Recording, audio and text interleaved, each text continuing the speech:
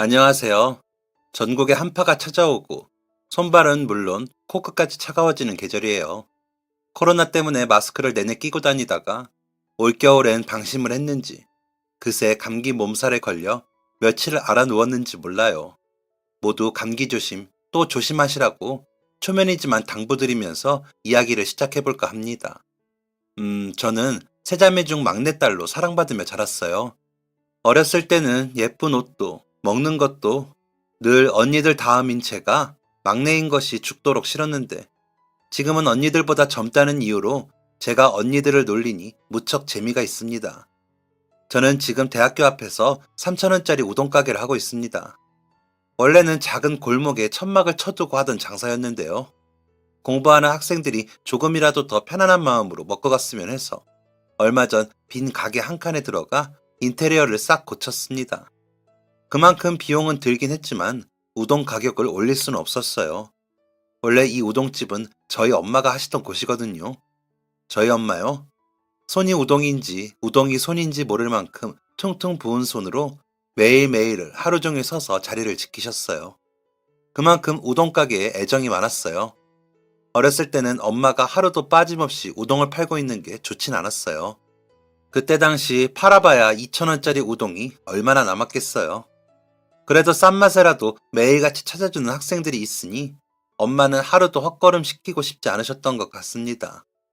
365일 아침 일찍부터 밤 늦게까지 한자리에서 여러 학생들의 끼니를 때로는 술안주와 해장을 담당하며 누구보다 바쁘게 살았던 저희 엄마는 제가 첫 직장에 취업을 하고 1년쯤 넘겼을 때 갑자기 쓰러져 혼수 상태에 빠지게 되셨습니다. 대혼란에 빠졌고 아수라장이 되었습니다. 제 머리와 마음속이요. 언니들도 마찬가지였겠지요. 표정 없이 누워있는 엄마의 속도 마찬가지였을 겁니다.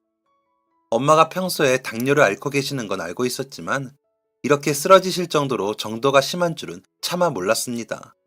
늘 엄마는 괜찮다 라는 소리만 입에 달고 살던 저희 엄마라 더 그랬는지 모르겠습니다. 아니면 세상 모든 엄마들이 다 그런 걸까요? 그저 엄마는 괜찮다. 엄마는 다 괜찮아.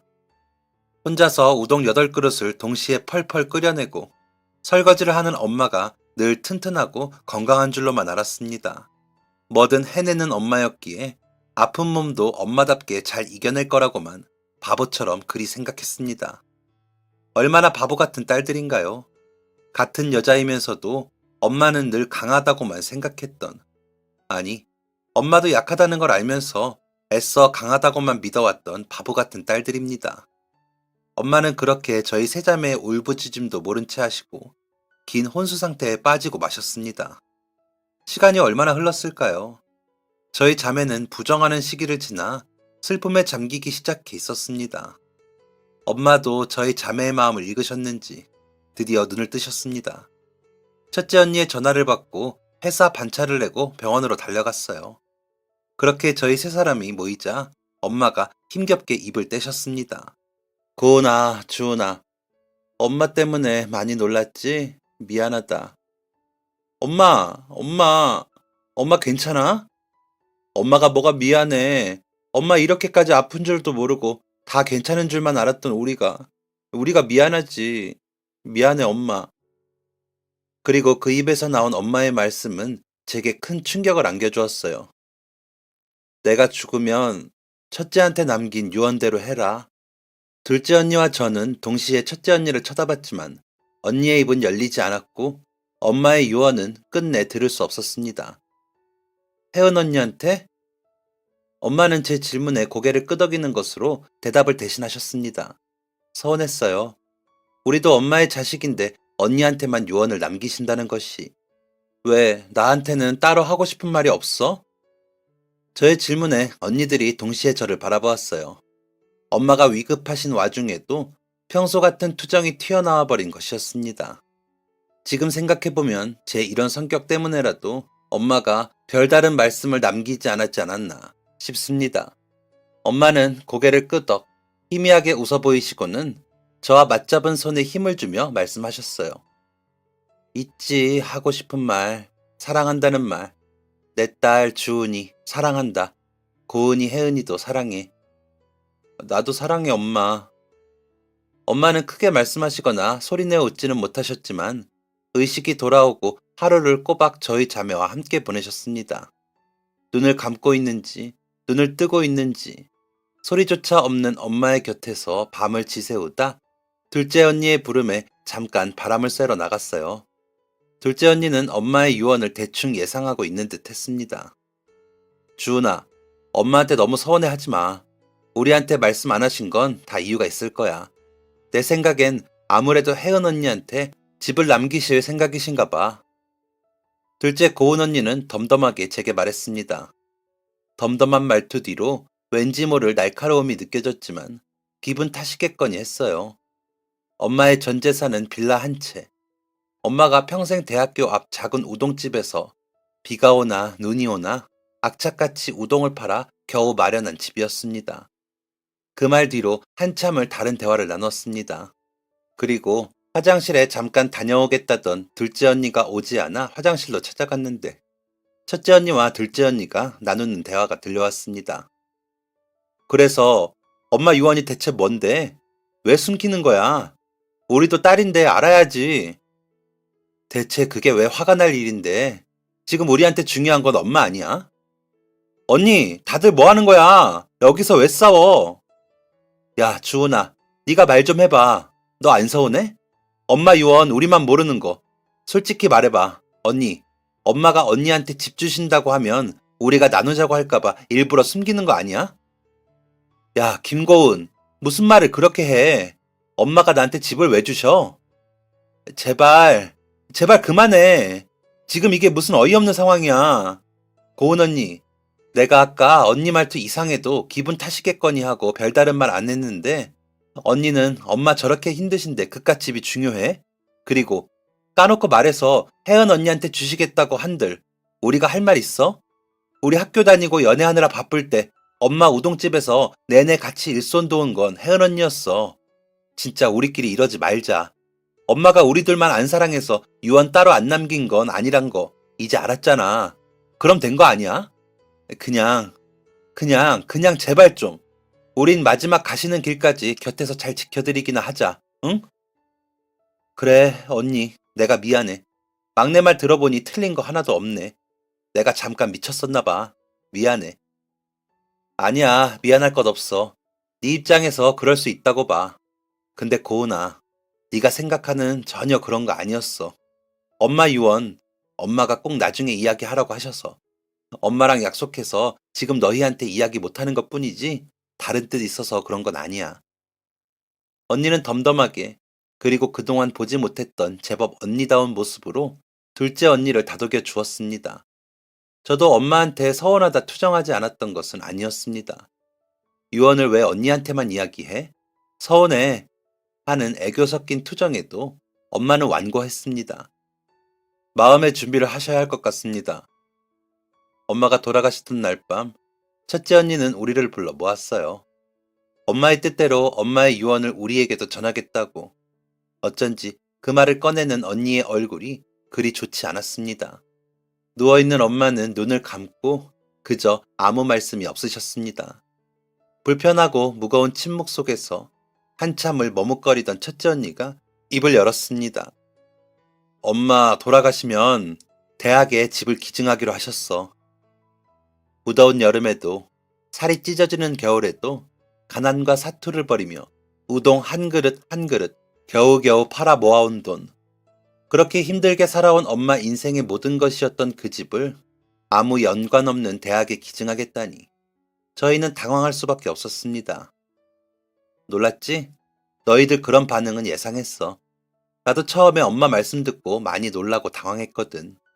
엄마가 평소에 학생들 생각 많이 하시고 남는 거 없으면서도 밥 먹으러 오는 아이들 이것저것 챙겨주신 거 너희도 잘 알 거야.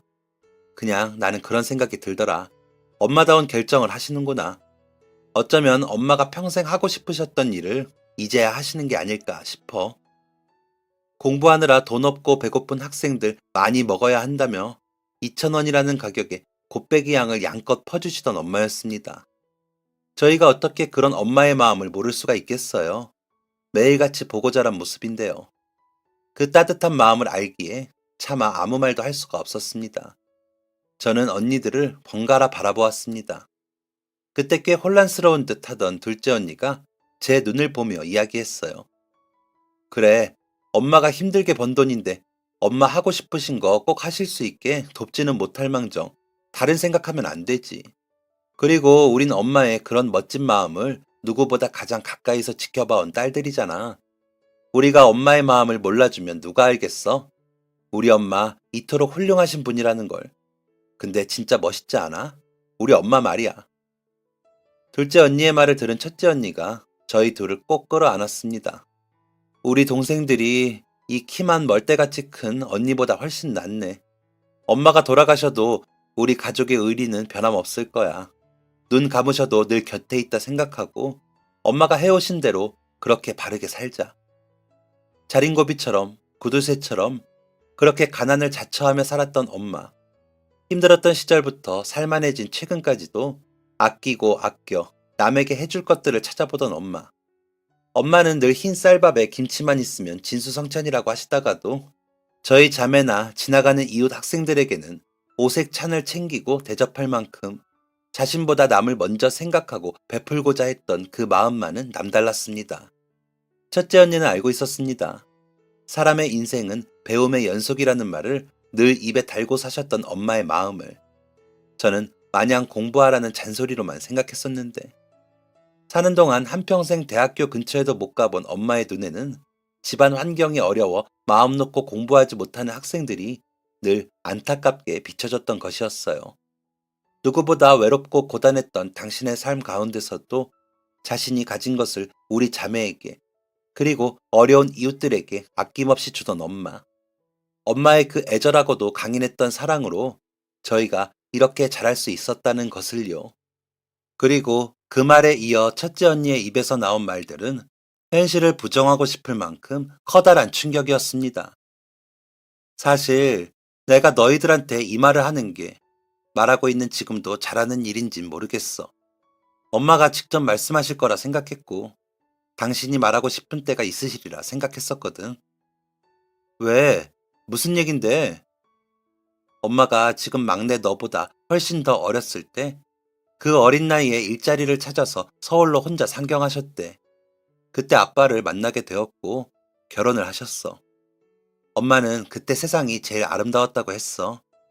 조금만 눈을 돌려도 세상 어디에서나 볼 수 있었던 평범하고 화목한 가족들처럼 엄마도 그런 따뜻한 가족을 꿈꾸셨다고 해. 하지만 엄만 정작 뱃속에 당신을 닮은 아이 한 번을 품어보지 못하고 결혼하고 얼마 안 가 아버지가 이 세상을 떠나신 거야. 한 푼이라도 더 벌어보고자 더운 날엔 더 덥고 추운 날엔 더 추운 차가운 현장에서 주야로 번갈아가며 일을 하셨던 아빠는 엄마한텐 참 다정하고 그저 성실했던 남편이었대. 근데 제대로 갖추어지지 않은 작업 환경에서 애쓰며 일하시던 중 결국 안전 문제로 사고가 났고 그렇게 억울하게 아버지를 하늘로 보내드릴 수밖에 없었대. 너희는 기억하지 못하겠지만 엄만 정말 자주 울곤 하셨어. 잠깐만 언니. 근데 그게 무슨 말이야? 엄마가 정작 뱃속에 아이 한 번 품어보지 못하셨다는 게? 남편을 잃고 허망함과 허탈감 속에서 살던 엄마에게 잔인한 세상은 또 한 번 불행을 안겨주게 되었어. 엄마의 가장 친한 친구가 남편과 함께 차를 타고 가다가 교통사고로 돌아가시게 된 거야. 졸지에 친구네 부부가 낳았던 세 자매는 오갈 데 없이 고아원에 맡겨져야 하는 신세가 되었대. 가족을 잃은 슬픔을 누구보다 잘 알고 있었던 엄마는 그렇게 한순간에 부모를 잃고 세상에 덩그러니 놓여진 우리 셋을 그냥 두고 볼 수가 없으셨다고. 언니는 감정이 북받쳐 오르는지 말을 하다 말고 한참 동안 얼굴을 가린 채 숨을 골랐습니다. 도대체 무슨 소리를 하고 있는 건지 하나도 이해가 되지 않았습니다. 옆에서 함께 듣고 있던 둘째 언니도 새하얗게 질린 얼굴을 하고 멍하니 첫째 언니를 바라보기만 했어요. 언니가 다시 입을 열 때까지 고요한 병실에는 엄마의 거친 숨소리만 울려 퍼졌습니다.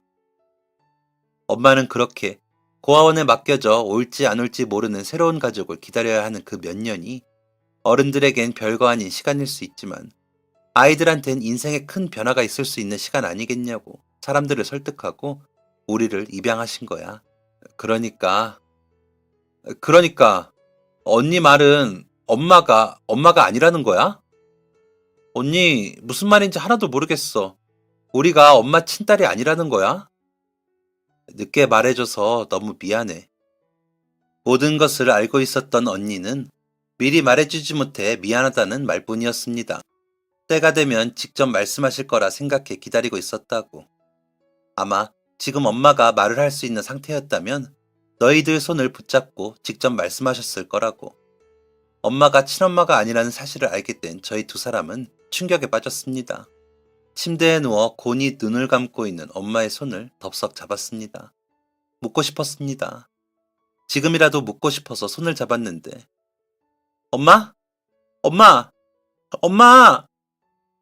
병실에 침묵이 돌아도 반복적으로 들려오던 엄마의 거친 숨소리가 어쩐지 들리지 않았습니다. 손을 잡으면 세게 힘을 주지는 못해도 살며시 맞잡아 주셨었는데 분명히 왜 그래 엄마! 엄마! 일어나 보세요! 언니들도 불이 나게 엄마의 곁으로 와 엄마의 손과 팔을 붙잡았습니다. 흔들흔들 힘주어 흔들지 않아도 엄마의 몸은 저희의 손길을 따라 힘없이 흔들렸습니다. 그래요. 이미 엄마는 숨을 거두신 후였습니다. 저희들의 대화를 엿듣기라도 하셨을까요? 이미 눈을 감으신 엄마의 귀에다 대고 사랑한다고, 많이 사랑한다고 몇 번을 속삭였는지 모르겠습니다. 제발 아직 의식이 남아있어. 저희의 마지막 마음을 꼭 듣고 가시라고. 고맙다고. 이렇게 사랑받고 자란 딸로 키워주셔서 과분한 사랑받으며 자랄 수 있게 해주셔서 감사하다고. 혹여 가시는 길 마음 심란할까 소리도 내지 못하는 울음 사이로 연신 속삭였습니다. 병원 사람들이 병실 문을 열고 들어왔고 엄마는 그렇게 눈을 뜨지 못하신 채 저희와 작별을 하셔야 했습니다. 눈앞에서 분주하게 움직이는 사람들의 모습이 가짜처럼 필름처럼 흐릿하게 번져갔습니다. 그동안 엄마에게 했던 모진 말들과 행동들이 생각났어요. 불과 몇 초 전까지 친엄마라고 한치의 의심도 없었을 때는 미안하고 속상하기만 했던 일들이 친딸도 아닌 아이를 친엄마처럼 참고 키워준 그 마음을 생각하니 미안함을 넘어 내가 인간이 맞았나 하는 자괴감까지 들었습니다. 숨을 거두어버린 엄마의 손을 놓아준다는 것은 정말 힘들었어요. 세상에 쉬운 죽음이라는 건 결코 없겠지만 쉽지 않은 시간이었습니다. 손을 놓지 못하고 엉엉 목 놓아 우는 나를 언니들은 다 이해한다는 듯 안아주었습니다. 엄마, 내 말 들려? 엄마, 우리 보고 있어, 지금? 곤히 눈을 감은 엄마의 얼굴에서 벌써 가물가물한 그 목소리가 들려올 것만 같았어요. 그래, 뭐하러 울어. 울지 마라. 다 보고 있다. 잘 들린다.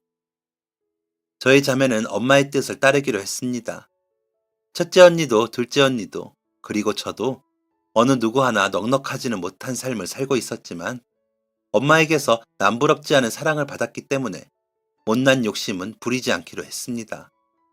그렇게 넘치는 사랑을 받은 저희가 감히 죽는 날까지 이루고자 했던 당신의 뜻을 꺾을 순 없었어요. 그저 애틋하고 또 애틋했습니다.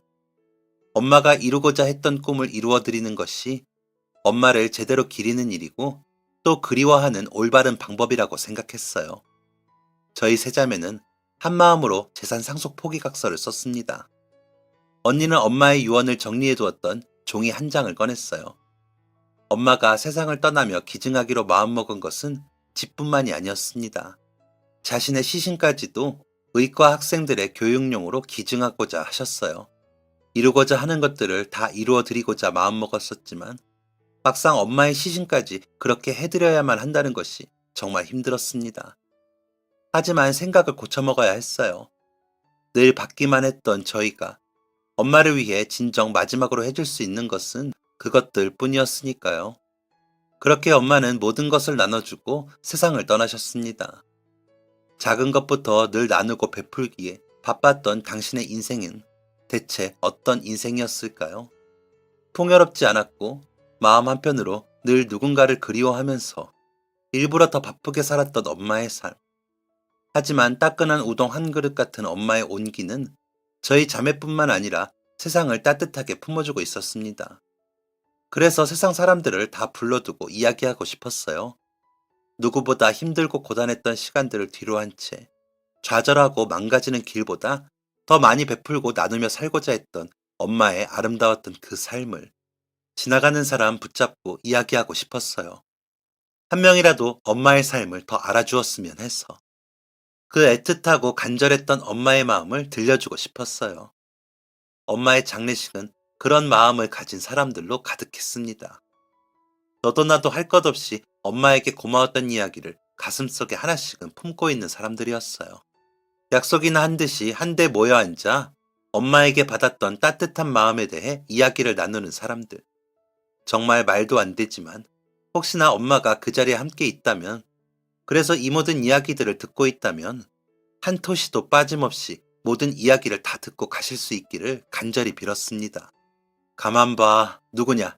혜은이냐?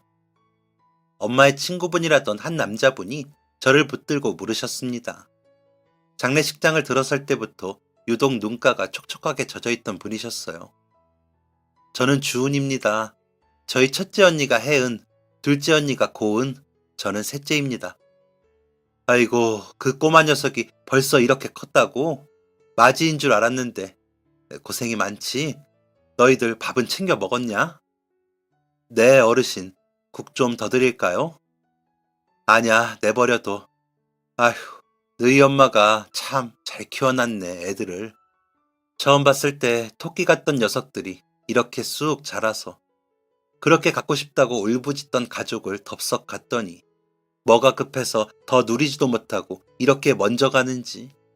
나이 먹고 애들 다 크거든 같이 느지막이 못다한 공부나 하자고 약속까지 해놓고 이제 나는 누구랑 공부하라고 이렇게 먼저 가버리나. 글쎄, 똑똑하고 야무진 사람이었다 너희 엄마.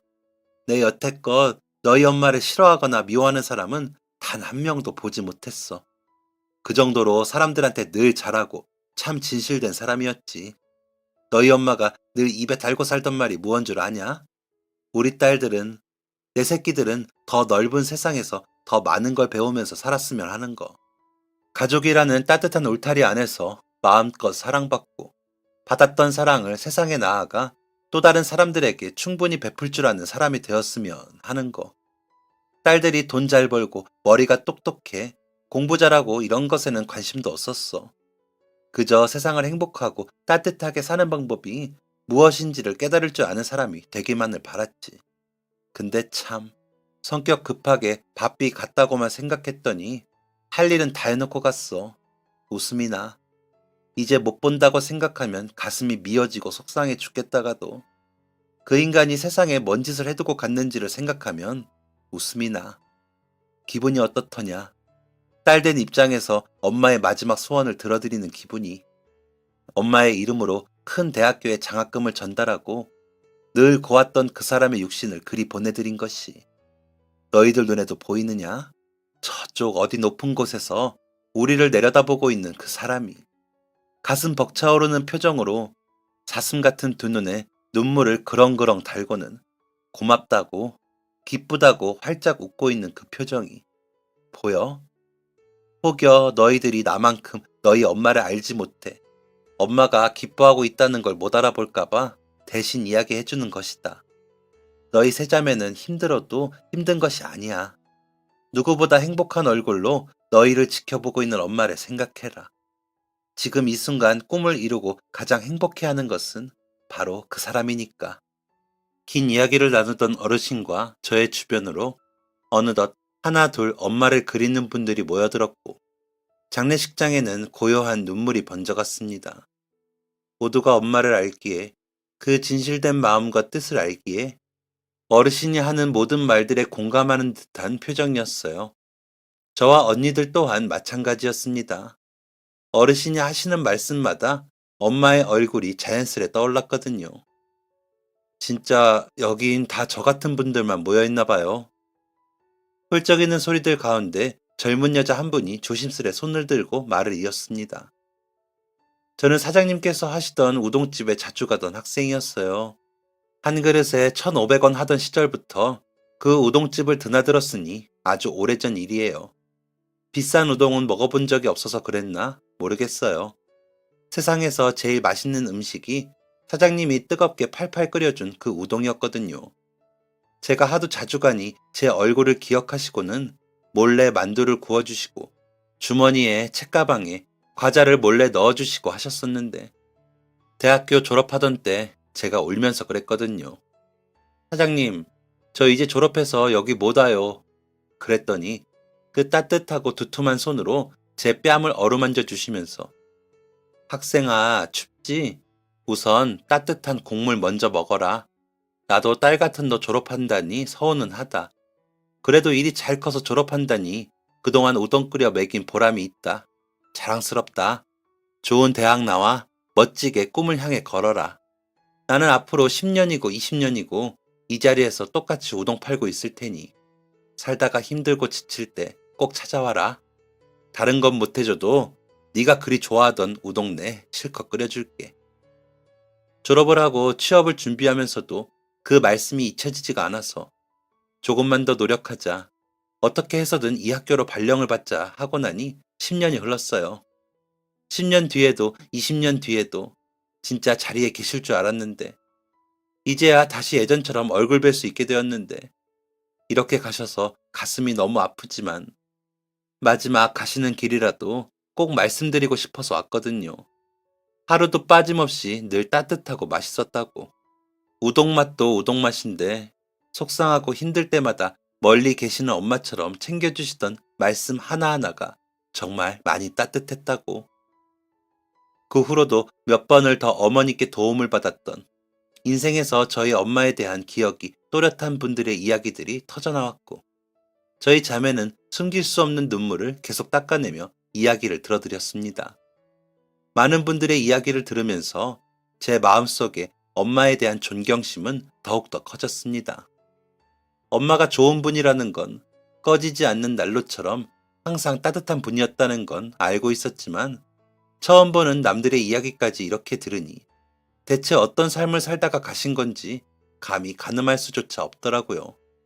많은 사람들의 품에 안겨 있었던 오래되었지만 따뜻한 이야기들을 들으며 어머니의 장례식은 그렇게 마무리되었습니다. 이제는 정말 가슴속에 꼭 끌어안고 살아야 하겠지요. 장례식이 끝나고 하시던 가게 옆에 대학에 엄마의 이름으로 장학금이 전달되었습니다. 빌라 한 채를 정리하고 나니 2억 조금 넘는 금액이었어요. 장례식도 장학금 전달도 잘 마무리되었지만 제 마음은 왠지 정리되지 않는 기분이었습니다. 여러 가지로 혼란스럽다가 일어난 일이기도 했고 계속해서 엄마 생각이나 잠을 이룰 수가 없었어요. 너무 보고 싶고 그리웠거든요. 솔직히 돌아가셨다는 것을, 이제 다시 볼 수 없다는 것을 인정하기가 너무 힘들었습니다. 언니들 앞에서는 내색하지 못했어요. 다들 각자의 삶을 살면서 어떻게든 잘 이겨내려고 하고 있을 텐데 제가 힘든 이야기를 하면 애써 꿋꿋하게 참고 있는 언니들까지 무너져 내려 힘들어할까봐. 그래서 저는 언니들 몰래 혼자 엄마를 찾아가기로 했습니다. 꽃을 사갈까? 근데 엄마가 무슨 꽃을 좋아했는지 모르겠더군요. 정말 바보 같았어요. 꽃집에서 한참을 고민하다 문득 어렸을 때 엄마와 언니들과 함께 해바라기 꽃밭에서 사진을 찍었던 기억이 났습니다. 해바라기도 있나요? 아니요, 지금 해바라기는 없어요. 아, 죄송해요. 그럼 저 다음에 올게요. 급하게 발걸음을 돌려 해바라기가 있는 꽃집을 찾아다녔습니다. 4번 정도 허탕을 치고 나니 해바라기가 있는 꽃집을 만날 수가 있었어요. 수수한 색상의 포장지로 예쁘게 포장을 하고 집으로 돌아가 앨범을 뒤져 함께 찍었던 그 사진을 찾아냈어요. 다시 엄마에게로 가는 길. 꽃을 사기 전까지만 해도 슬픔으로만 가득했던 제 마음이 조금 들뜨기 시작했습니다. 정말 이상한 기분이었어요. 들뜨는 마음이라니.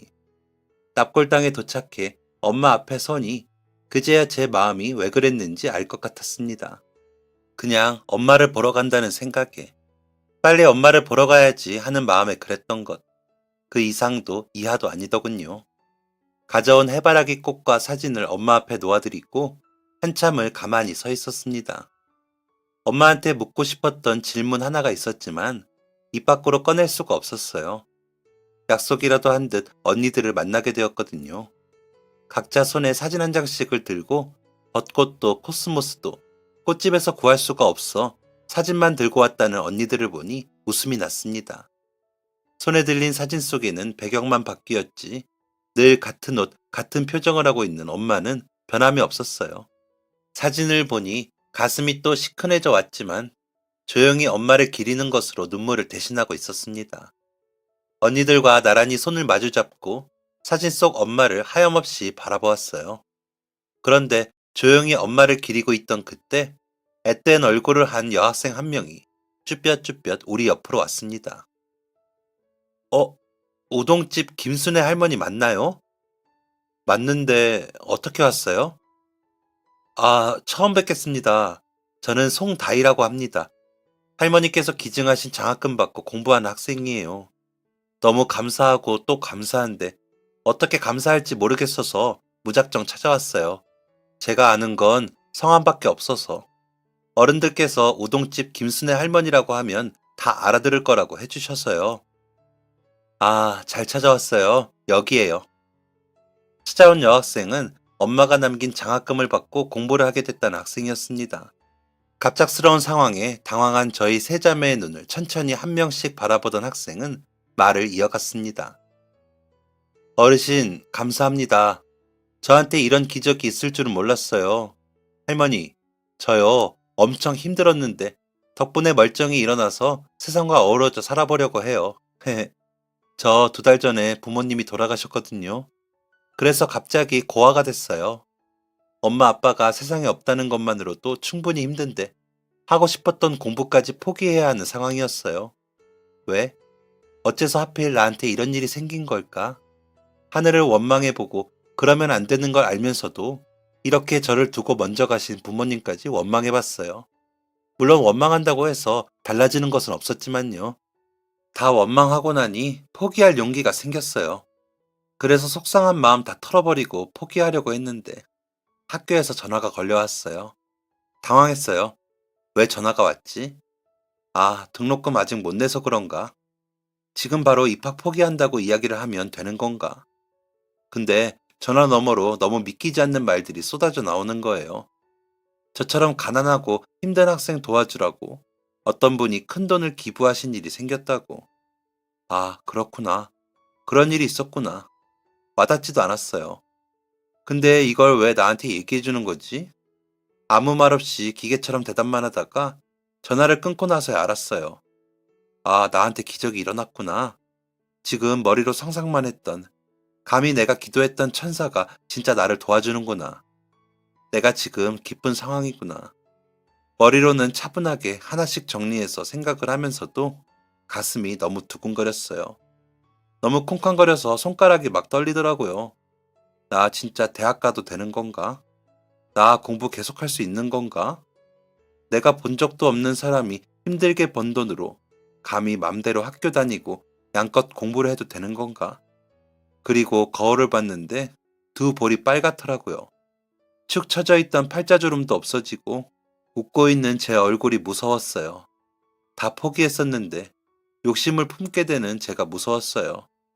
근데 스스로 무섭다고 느끼면서도 머릿속으로는 벌써 공부 다 하고 전공 살려서 취업하고 일하는 상상을 하고 있는 제가 있더라고요. 욕심을 품은 제가 무서우면서도 또 다음 욕심을 품고 있었어요. 아, 그냥 해야겠다. 기회가 왔는데 놓치면 안 되겠다. 잡아야겠다. 무조건 닥치는 대로 열심히 해야겠다. 다 포기하고 내려놓으려고 했던 가난하고 가진 것 없는 한 학생의 인생을 소박한 욕심이라도 품을 수 있게 해준 감사한 김순애 할머니. 어르신의 그 따뜻한 장학금, 첫 번째 장학생이 바로 저예요. 학생은 말끝으로 자신을 소개하면서 결국 울먹였습니다. 터지는 눈물에 자신도 놀랐는지 황급히 눈물을 닦는 작은 손에는 하얀 버짐이 펴 있었고 두 뺨은 트고 찢어져 부르터 있었습니다. 게다가 갈라진 손 아래로 보이는 낡은 점퍼의 소매는 잔뜩 보풀이 펴 일부가 뜯겨져 있었습니다. 엄마에게 보여주려 인화해온 사진 속 제가 입고 있던 점퍼가 겹쳐 보였어요. 첫째 언니, 둘째 언니 다 입고 나서야 뒤늦게 물려받았던 그 점퍼. 터진 소매를 몇 번이나 바늘로 꿰매고 꿰매 누더기가 된 그 부분을 숨기려고 손가락 아래로 감추었던 지난날. 그때 제 모습과 겹쳐 보이는 그 학생을 보며 왜 굳이 힘들게 모으신 돈을 학교에 기증하시는 것이 마지막 소원이 되셨던 건지 엄마의 뜻을 그제야 제대로 알게 되었습니다. 이걸 직접 깨닫지 못하고 혹시나 여기 와서 여쭈어보면 대답을 들을 수 있을까 하며 마음속에 질문으로 품고 달려온 제가 한심했습니다. 엄마는 늘 한결같은 마음으로 나처럼 불쌍한 아이들을 그저 돕고 싶으셨던 것이었습니다. 흐르는 눈물이 주체가 되지 않는지 연신 맨손으로 닦아내는 그 학생에게 가방에서 손수건을 꺼내 건넸습니다. 멈칫하면서 망설이다 받아드는 그 작은 손마저도 어린 날의 제 모습, 아니 저와 언니들의 모습 같았습니다.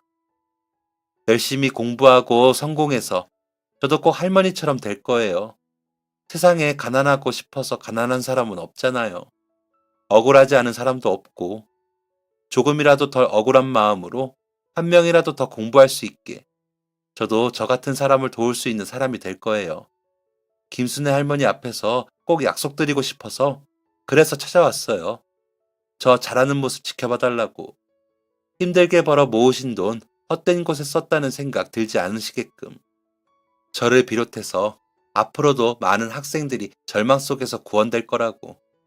혹여 저와 같은 생각을 하지 않는 사람들이 있다고 하더라도 저처럼 구원받은 기분으로 하루하루를 살아갈 학생들도 있다는 걸 꼭 알려드리고 싶었어요. 받지 않고 처음 결심대로 포기할까 하는 고민도 많이 했어요. 대학에 간다고 달라지는 건 없다고 생각이 들기도 했거든요. 근데 그렇게 생각하지 않으려고요. 어르신은 분명 그런 생각 같은 건 하지 않고 살아오셨을 것 같아서. 달라지는 건 없다.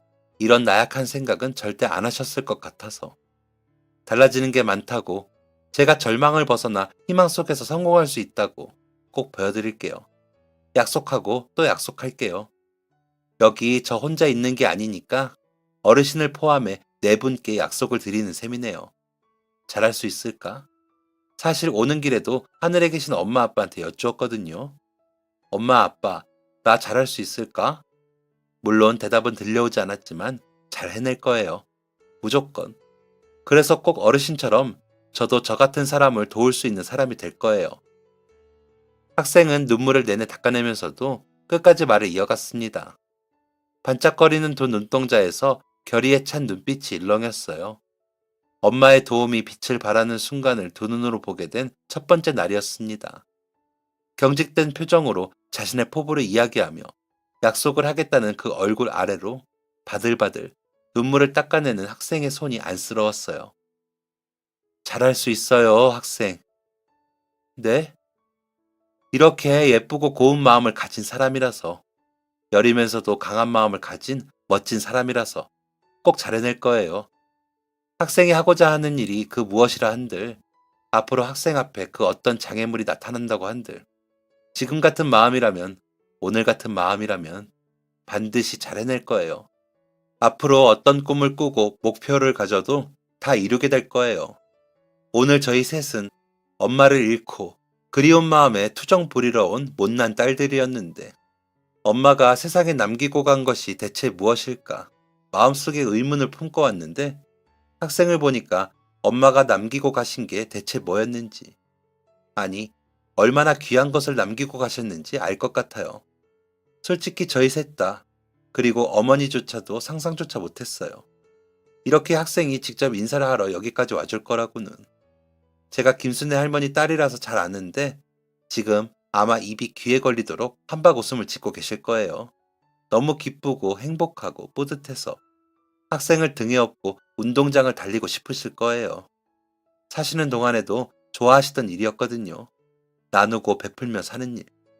근데 학생은 이렇게 귀한 발걸음을 해주고 멋지게 살겠다는 그 마음도 들려주니 엄마가 얼마나 행복해 하실지 그 모습이 눈앞에 서네요. 이렇게 찾아와줘서 너무 고마워요. 마음도 힘들고 몸도 힘들고 잘하자는 파이팅 뒤로 걱정도 불안함도 많을 텐데 그 모든 무거운 마음을 안고도 여기까지 와서 우리 엄마를 기억하고 생각해줘서 정말 고마워요. 귀한 발걸음 해준 만큼 앞으로 잘 될 거라고 우리가 응원할게요. 감사합니다.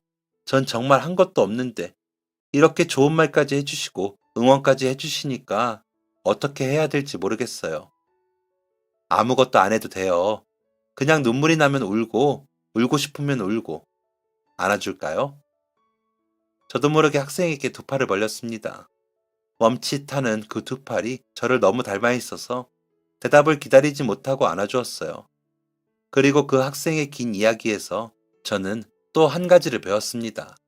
베풀고 나눈 것을 받기만 하지 않고 또 베풀어준 사람에게만 갚으려 하지 않고 세상에 그리고 또 도움이 필요한 사람들에게 나누려는 학생의 그 마음가짐이 제 마음을 울린 거예요. 그렇게 학생과 뜨거운 인사를 나누고 집으로 돌아가는 길, 엄마에게 받았던 큰 사랑을 어떻게 세상에 나눌 수 있을까? 저 또한 고민에 빠졌습니다. 그리고 걸려오는 첫째 언니의 전화. 아까 고은이하고도 이야기했는데 엄마 우동 가게는 어떻게 정리하는 게 좋을까? 저는 망설이지 않았어요.